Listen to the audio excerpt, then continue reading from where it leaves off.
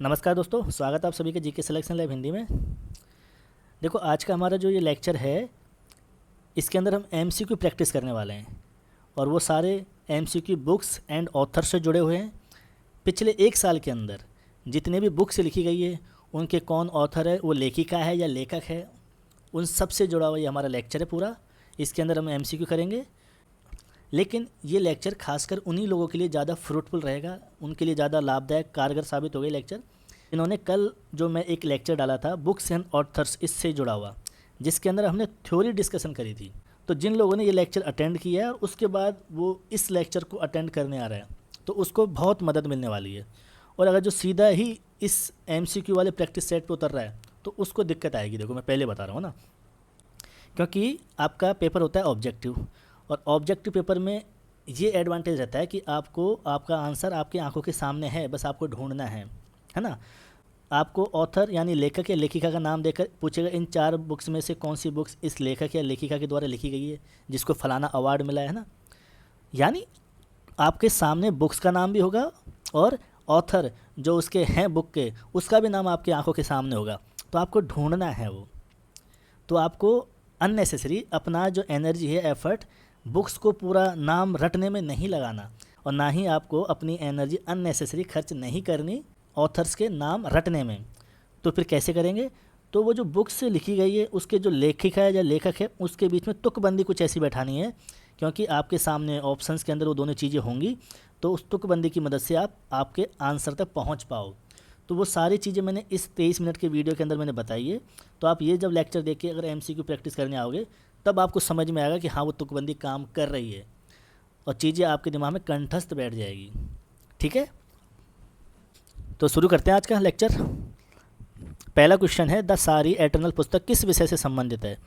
देखो, ये सबसे पहले हमने पढ़ा था यही पुस्तक के बारे में, और सबसे पहले हमने जो कला, संस्कृति या इतिहास से जुड़ी जो भी पुस्तकें लिखी गई है पिछले एक साल के अंदर, वो पढ़ी थी हमने। उसमें भी सबसे पहले हमने इस पुस्तक के बारे में पढ़ा था, द सारी एटर्नल। इस बुक के अंदर है क्या, जो सिंधु घाटी सभ्यता थी, आपने इतिहास के अंदर पढ़ा होगा, सिंधु घाटी सभ्यता तब से लेकर आज तक, जो तब से लेकर आज तक साड़ी के 5000 वर्षों के जो इतिहास है, उसके सांस्कृतिक महत्व है ना, उसके बारे में बताती है ये पुस्तक। चलो, ये तो हमको पता लग गया कि सिंधु घाटी सभ्यता से लेकर आज तक जो साड़ी का जो महत्व रहा है 5000 सालों में, इसका जो इतिहास और सांस्कृतिक जो महत्व रहा है उसके बारे में पुस्तक बताती है। पर ये लिखी किसने है? तो इसके लिए हमने वो तुकबंदी तैयार करी थी कि हमने लक्ष्मी जी को साड़ी गिफ्ट करी, तो इसकी लेखिका कौन है? लक्ष्मी पुरी। ठीक है, अगली पुस्तक पे आइए, टाइड्स ऑफ टाइम। इस पुस्तक के बारे में मैंने आपको बताया था कल कि या तो इसको टाइड्स ऑफ टाइम बोलेगा या फिर पूरा नाम क्या है इसका, टाइड्स ऑफ टाइम भारतीय history through murals in parliament. Murals actually होते क्या है? Wall painting. जो हमारी पार्लियामेंट है ना, इसके अंदर मौजूद 124 म्यूरल्स यानी वॉल पेंटिंग के माध्यम से सिंधु घाटी सभ्यता से लेकर स्वतंत्रता संग्राम तक की जो भारत यात्रा है ना, उसका वर्णन किया गया है इस पुस्तक के अंदर। और अगर इसका पूरा नाम दे दे, जैसे भारतीय history through murals in parliament, तो मैंने बताया अगर यहाँ पे आपको ट्रिक मिल जाती है, म्यूरल्स का एम और पार्लियामेंट का पी, तो इससे बन गया एमपी। तो एक ही लेखिका के बारे में हमने पूरे लेक्चर के अंदर पढ़ा था, जो एमपी है यानी सांसद है राज्यसभा के अंदर। क्या नाम है उन मैम का? सुधा मूर्ति। तो इस पुस्तक की लेखिका कौन हो गई? सुधा मूर्ति। अगले क्वेश्चन पाइए, चोला टाइगर्स। इस पुस्तक का संबंध राजेंद्र चोल वंश से है। इस पुस्तक के लेखक अमित त्रिपाठी है। पुस्तक में सोमनाथ का उल्लेख भी है। तो ये तीनों स्टेटमेंट सही है, क्योंकि अमित त्रिपाठी जी ने बताया कि अगर जब महमूद गजनबी ने जो सोमनाथ मंदिर के ऊपर आक्रमण किया था, उस वक्त चोला राजा कौन? राजेंद्र चोलवन, अगर ये गुजरात का शासक होता तो ये किस तरह से इसको जवाब देता। तो इस पुस्तक के बारे में ये बताया गया है और ये अमित त्रिपाठी ने लिखा है, और इस पुस्तक में सोमनाथ मंदिर का उल्लेख है। तो तीनों स्टेटमेंट सही है इसके। अगले क्वेश्चन पाइए, Nalanda how it changed world. पुस्तक के लेखक कौन है? उस लेक्चर के अंदर मैंने आपको सीधा बता दिया था कि Nalanda how it changed world, तो ये आपको याद करना है अभय के। लेकिन यहाँ मैं आपको थोड़ी ट्रिक बता देता हूँ। जैसे आप क्वेश्चन देखिए, Nalanda how it changed world, तो आप नालंदा शब्द को पकड़ो। देखो, इसमें ए आ रहा है, तो ए से स्टार्ट होगा और 3 लेटर से बना हुआ नाम होगा, अ भय, अभय, है ना। ए से स्टार्ट होगा, तो आप ऐसे याद कर लेना। ट्रिक कुछ नहीं होती, बस निंजा टेक्निक अपनानी है याद करने के लिए। सीधा याद रह जाए तो अच्छी बात है, नहीं तो आप ऐसे कि भाई ए से स्टार्ट होगा और 3 लेटर से बना होगा, तो अभय के। निम्न में से किस पुस्तक का संबंध जम्मू कश्मीर के इतिहास से है? देखो, जम्मू एंड कश्मीर लद्दाख के इतिहास से जुड़ी एक पुस्तक है जिसका पूरा नाम है Jammu and Kashmir and Ladakh through the ages. पुस्तक का नाम है जम्मू एंड कश्मीर, यहाँ पे बीच में यहाँ पे लिख लेना एंड लद्दाख थ्रू एजेस। तो इसका संबंध है जम्मू कश्मीर के इतिहास से। कौन है इसके लेखक? तो इसके लेखक है रघुवेंद्र तंवर। ठीक है, अगले क्वेश्चन पे आइए। अपनापन, किसको लगा अपनापन? शिवराज सिंह चौहान को लगा अपनापन। किन के साथ? मोदी जी के साथ। पुस्तक किस नेता द्वारा लिखी गई? तो ये शिवराज सिंह चौहान के द्वारा। निम्नलिखित कथनों पर विचार कीजिए। अग्नि सरसुलू पुस्तक द्रौपदी मुर्मू की जीवनी है, बिल्कुल सही बात है। इसके लेखक यलगड्डा लक्ष्मी प्रसाद, बिल्कुल सही है। हमने पढ़ा था कि जैसे अग्नि पूजा की जाती है, लक्ष्मी जी की पूजा करने के लिए पहले अग्नि जलाई जाती है, उसके बाद प्रसाद चढ़ाया जाता है ना, तो आप ऐसे याद करना था इसको। तो इसके लेखक सही है यलगड्डा लक्ष्मी प्रसाद। इसका अंग्रेजी शीर्ष तो मैंने बताया था, इसको अंग्रेजी में चेंज किया था तो उसके अंदर भी फायर आएगा, जैसे यहाँ पे अग्नि आ रहा है, तो lotus blooming in the fire coals. तो ये तीनों स्टेटमेंट सही है। M S Swaminathan, man who fed India, पुस्तक के लेखक कौन है? तो इसका तो आपको याद करना पड़ेगा, प्रियंबा जयकुमार। द इमरजेंसी डायरी, तारा ने सितारे के ऊपर लिखी, का संबंध किस कालखंड से है? जब इमरजेंसी लगी थी तो 1975 से 1978 के बीच की। निम्न में से सही युग्म चुनिए। कौन सा युग्म सही है? मोदीज मिशन विकसित भारत। तो मोदीज मिशन विकसित भारत में हमने क्या किया था? इससे तो लिया था डी से देसाई, और बी से हमने लिया था बर्जिस। तो इसका तो संबंध इससे होता तो ठीक होता, क्योंकि यहाँ है इसका जो लेखक है वो बर्जिस देसाई है, तो ये तो यहाँ लिखा हुआ है, तो मतलब ये गलत हो गया और ये भी गलत हो गया। महात्मा ग्रेट कम्युनिकेटर, तो मैंने क्या बताया था, अगर बेहतर कम्युनिकेटर बनना है तो आपको धीरज चाहिए, तो यहाँ पे ये धीरज मिल गया आपको, तो ये ऑप्शन सही हो गया। वाई द कॉन्स्टिट्यूशन मैटर, तो इसको हम ऐसे लिख देते हैं ना, वाई को, वाई द कॉन्स्टिट्यूशन मैटर, तो वाई को मैंने ऐसे लिख दिया। तो ये डी वाई चंद्रचूड़ के अंदर भी वाई आ रहा है, यहाँ पे भी वाई आ रहा है, तो इसका आंसर हो जाएगा D Y Chandrachud. Narratives from the bench, narratives में एन आ रहा है, तो इसके लेखक जो है उसके अंदर भी एन होगा। के लेखक एन वी रमन्ना, तो एन से स्टार हो रहा है, तो एन वी रमन्ना, ये सही है। एन वी रमन्ना भारत के पूर्व मुख्य न्यायाधीश रहे, बिल्कुल सही बात है। यह पुस्तक भारतीय सेना पर आधारित है, तो ये गलत बात है, क्योंकि सेना के ऊपर नहीं है, ठीक है, ये न्यायपालिका से जुड़ी पुस्तक है। तो इसके आंसर हो जाएंगे 1 और 2। निम्नलिखित में से किस पुस्तक का संबंध भारत के सॉलिसिटर जनरल से? सॉलिसिटर जनरल कौन है? तुषार मेहता। तो मैंने क्या बताया था, जिसके साथ दा यानी टी आ जाए वो सब तुषार मेहता के साथ। वैन ऑडिट मैटर्स, यहाँ पे वैन से विनोद, यहाँ वैन, वहाँ विनोद की राय ऑडिट के मामले में, तो ये इसके तो राइटर कौन हो गए? विनोद राय। लॉफुल ऑफुल, तो ये द लॉफुल द ऑफुल, तो ये है सॉलिसिटर जनरल तुषार मेहता की पुस्तक। विटनेस के अंदर इसका हिंदी रूप होता है साक्षी, तो जो साक्षी मलिक पहलवान है ना, उसके संस्मरण है विटनेस के अंदर।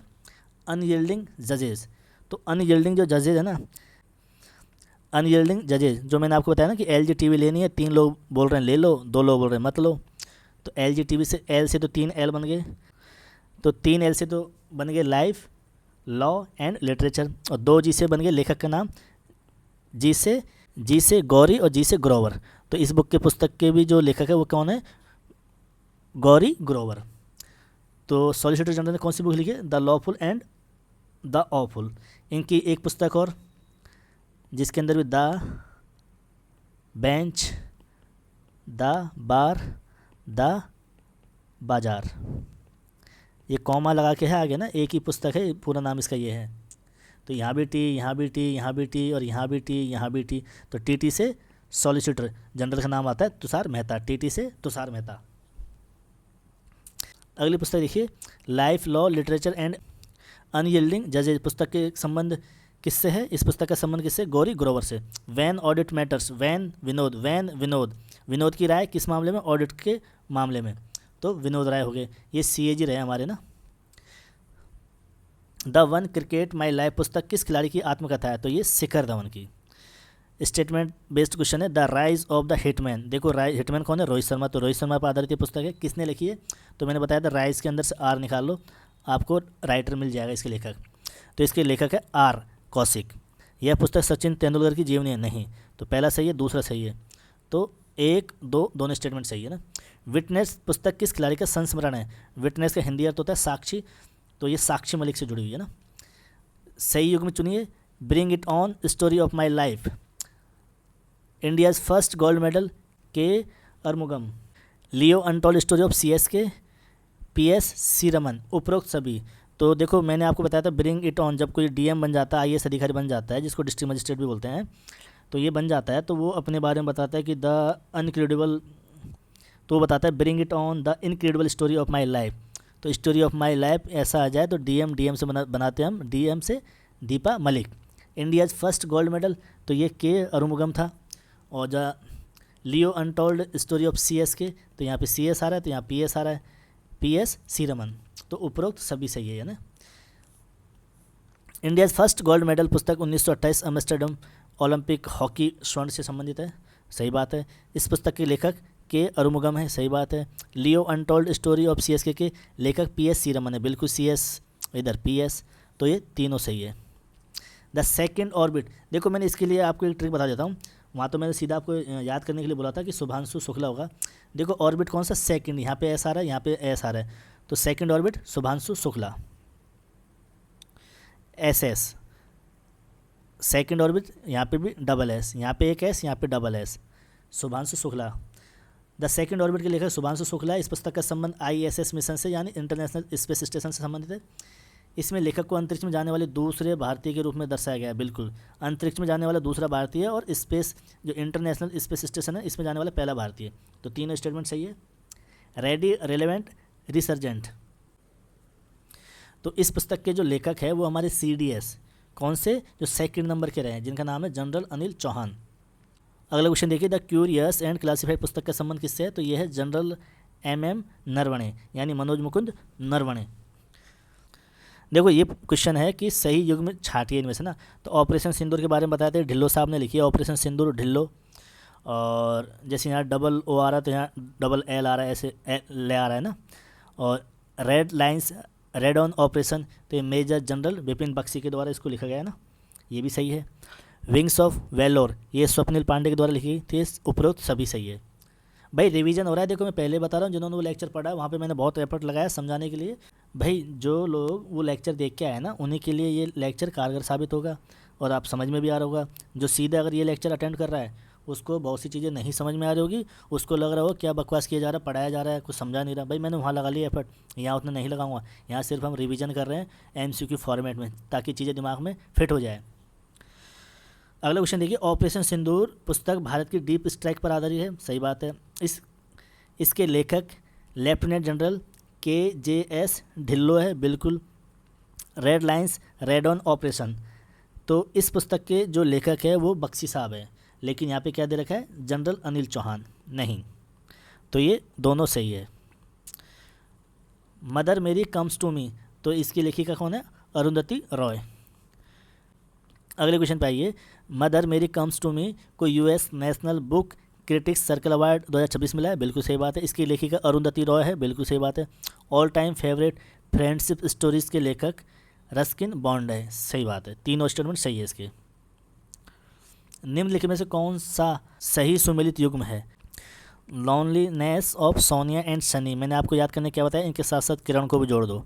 Loneliness of Sonia and Sunny and Kiran. Fasting fisting, तो ये अनिता देसाई, ये आपको रटना ही पड़ेगा, इसमें मैंने कुछ नहीं बताया आपको, ये रटना ही पड़ेगा। कैसे करुणा, कैसे कैलाश सत्यार्थी, ये भी सही है। तो उपरोक्त सभी सही है ना। ए रोड वेल ट्रेवल्ड, इसके लेखक कौन है? देखो आर से रोड और आर के Raghavan. View from east wing, तो बाइडेन साहब है इसके। और द ग्रेट डीग्लोबलाइजेशन, इसके लेखक पूर्व आरबीआई गवर्नर उर्जित पटेल है, तो ये सही है तीनों स्टेटमेंट इसके।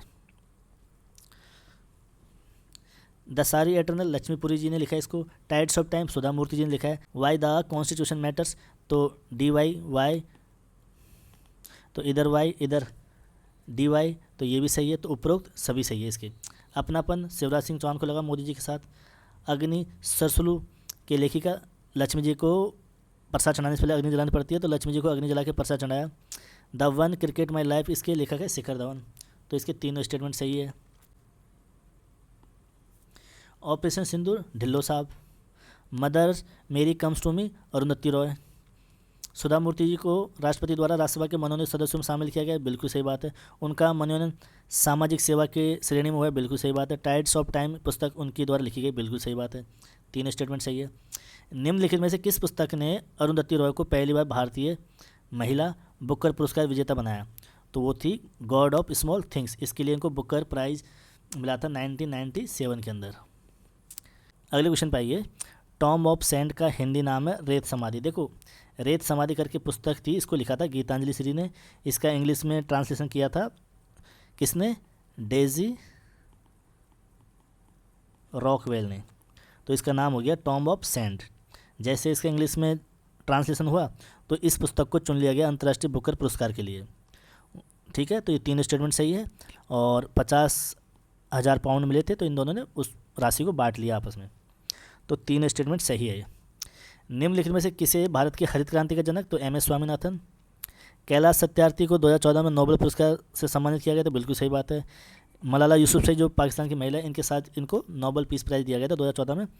कैसे करुणा, कैसे कैलाश सत्यार्थी, तो इनकी पुस्तक है करुणा पावर ऑफ कंपेशन। तो ये तीनों स्टेटमेंट सही है। भारत ने पहला ओलंपिक स्वर्ण 1932 लॉस एंजल्स में जीता? नहीं। भारत ने पहला ओलंपिक स्वर्ण 1928 में एम्स्टर्डम ओलंपिक हॉकी में जीता? बिल्कुल सही बात है। तो बाकी छोड़ दीजिए। तो कौन सा सही है यही पूछा है। द सारी एटर्नल पुस्तक सिंधु घाटी सभ्यता का उल्लेख भी करती है, बिल्कुल सही बात है। चोला टाइगर्स पुस्तक का संबंध राजेंद्र चोल वंश से, बिल्कुल सही बात है। Nalanda how it changed word के लेखक अभय के है। तीनों स्टेटमेंट सही है। निम्नलिखित में से कौन सा पुस्तक लेखक युग्म सही नहीं है?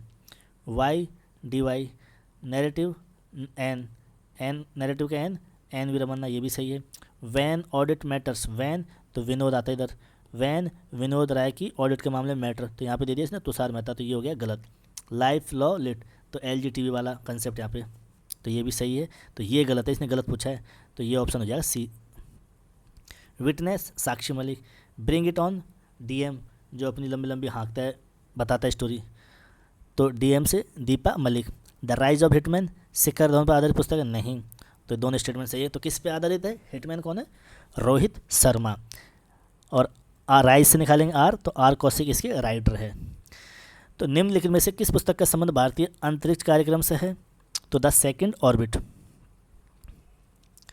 The curious and classified, Naravane साहब की। रेडी रिलेवेंट, सही युग में पूछा है इन्होंने। Ready relevant resurgent, general Anil Chauhan जो CDS रहे हैं सेकंड नंबर के। Red lines red on operation, तो मेजर जनरल बख्शी। तो red line red on operation ये बख्शी साहब ने लिखी है, और ये रेडी रिलेवेंट रिसर्जेंट ये अनिल चौहान जो हमारे सेकंड CDS रहे। क्यूरियस एंड क्लासिफाइड नरवणे साहब ने लिखी है। तो उपरोक्त सभी सही है इसमें ना। मदर मेरी कम्स टू मी के लेखिका है Arundhati Roy. All time favourite friendship stories के लेखक है Ruskin Bond. The great deglobalisation के लेखक है RBI के पूर्व गवर्नर उर्जित पटेल। तो तीनों स्टेटमेंट सही है। किस पुस्तक का संबंध पूर्व न्यूजीलैंड प्रधानमंत्री से है? मोदी जी का कैसे हो जाएगा? महात्मा गांधी का कैसे हो जाएगा? व्यू फ्रॉम ईस्ट विंग, ये बाइडन से जुड़ा हुआ है, जेल बाइडन। लेकिन ये हाँ, a different kind of power, इनकी लेखिका है, उनका नाम आप याद रखना, जेसिंडा अर्डन। ये प्राइम मिनिस्टर है, पूर्व प्राइम मिनिस्टर रही है कहाँ की? न्यूजीलैंड की। तो इनकी बुक है a different kind of power. क्या नाम है इनका? Jacinda Ardern. अपनापन प्रधानमंत्री मोदी से किसका? शिवराज सिंह चौहान का। 35 वर्षों के अनुभव का उल्लेख है, सही बात है। The emergency diary Amit Shah के द्वारा लिखी, सही बात है। अनलाइकली पैराडाइज के लेखक संजय राउत है, तो इसको हमने कैसे याद किया था? UPSC, यानी संजय गए थे UPSC तैयारी करने, लेकिन UPSC निकला नहीं, तो ये रह गए UPS और फिर नेता बन गए। तो U से अनलाइकली पैराडाइज, और इसके लेखक है S से संजय राउत। तो तीनों स्टेटमेंट सही है। गलत ढूंढना है हमको। ऑपरेशन सिंदूर ढिल्लो साहब सही है। और कैसे करुणा और कैसे कैलाश सत्यार्थी ये भी सही है, हमको गलत ढूंढना है। Leo the untold story of CS के PS ये भी सही है। View from the east wing, तो इसके जो लेखक है वो कौन है, बाइडन साहब। कौन से बाइडन, तो इसका नाम आपको याद रखना है जिल बाइडन, उर्जित पटेल नहीं है। तो गलत कौन सा हो जाएगा, डी वाला। उर्जित पटेल ने कौन सी लिखी है, the great deglobalisation. Last question है, Sudha Murthy tides of time की लेखिका है, सही बात है। Arundhati Roy god of small things के लिए बुकर पुरस्कार जीतने वाली पहली भारतीय महिला, बिल्कुल सही बात है। गीतांजलि श्री की टॉम्ब ऑफ सैंड रेत समाधि पहली हिंदी अनुदित अंतर्राष्ट्रीय बुकर विजेता कृति, सही बात है। भारत ने पहला ओलंपिक स्वर्ण 1928 में एम्स्टर्डम में ओलंपिक हॉकी में जीता था। जो एम्स्टर्डम के अंदर ओलंपिक हुआ था उसके अंदर हॉकी में जीता था पहला स्वर्ण पदक, तो ये भी सही बात है। तो 1 2 3 4 ऑप्शन सही है। तो ये हो गए 50 क्वेश्चन, और अब आपके दिमाग में चीज़ें एकदम ऐसी फिट हो गई होगी, इनसे जो क्वेश्चन आएगा आप तुरंत ढूंढ लोगे ऑप्शन, हाँ ये होगा भाई साहब आंसर। ठीक है, तो thank you so much, best of luck group D वालों के लिए। मिलते हैं अगले लेक्चर्स के अंदर। जय हिंद।